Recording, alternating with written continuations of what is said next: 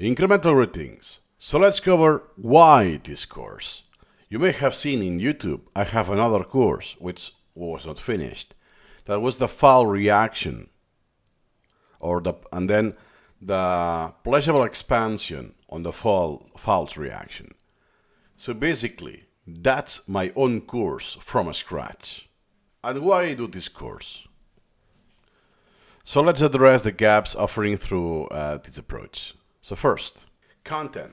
There are many videos from me, myself, and from Piotr Wozniak and some other creators, 5 or 4 years ago, not anymore, and some random video here and there. But what are the issues? Are incomplete.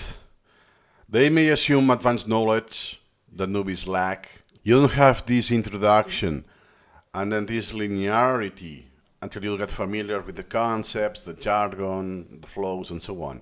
That doesn't exist, even with most of my videos. So what I did is that I have twisted more or less my videos that I did on their own, that they will be more or less in this order, and then I fill the gaps, which is most of the course, by the way. Just to let you know, there will be more than 2,000 videos for the mastery track and about 600-ish for the fluency track. And I will be reusing some of my videos, but most of the videos are done from scratch. To have, especially at the beginning, to ensure this.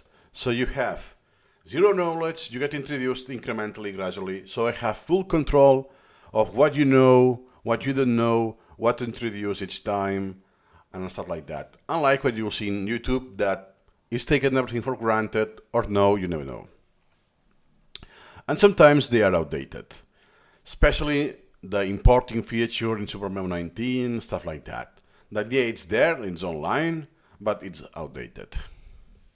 So usually, more or less to quote the sentiment of the users, is that I try to watch official videos, but left with more questions than answers.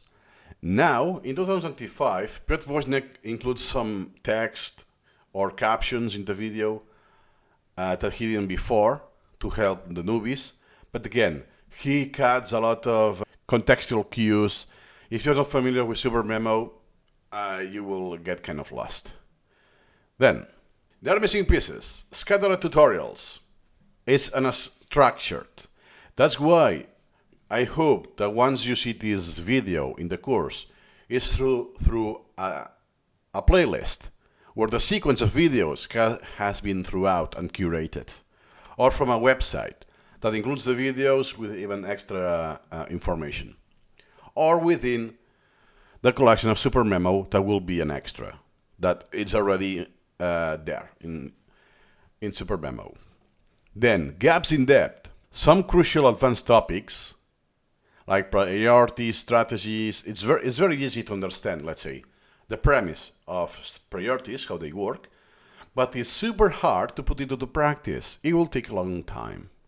So I do this. It's a mixture of how to do this, how it works, then it's the use cases. Okay, now that I know what it is, in which context I may use this feature, when it's useful, when it's not useful, and then some real examples that you see how it's used contextually. It's not that, oh, that's an example, boom, out of context, and that's it, right? Then usability and interface. There's editing, all of this. Also, again, it's the use cases that, okay, I can know that I require reformulation, but when I do it, and how. And it's very tacit in this degree. So while official videos exist, they can feel fragmented or skip practical nitty-gritty learners desperately need. So I think now you have about 50 videos, official videos, but it's about this feature, about image inclusion, about incremental reading overall, about templates, about this, and pop. There's no continuity, there's no completeness that, hey, if I want to know how to use SuperMemo for incremental reading, that's all you need to know. Nope, it's here and there. That's all for now. See you incrementally.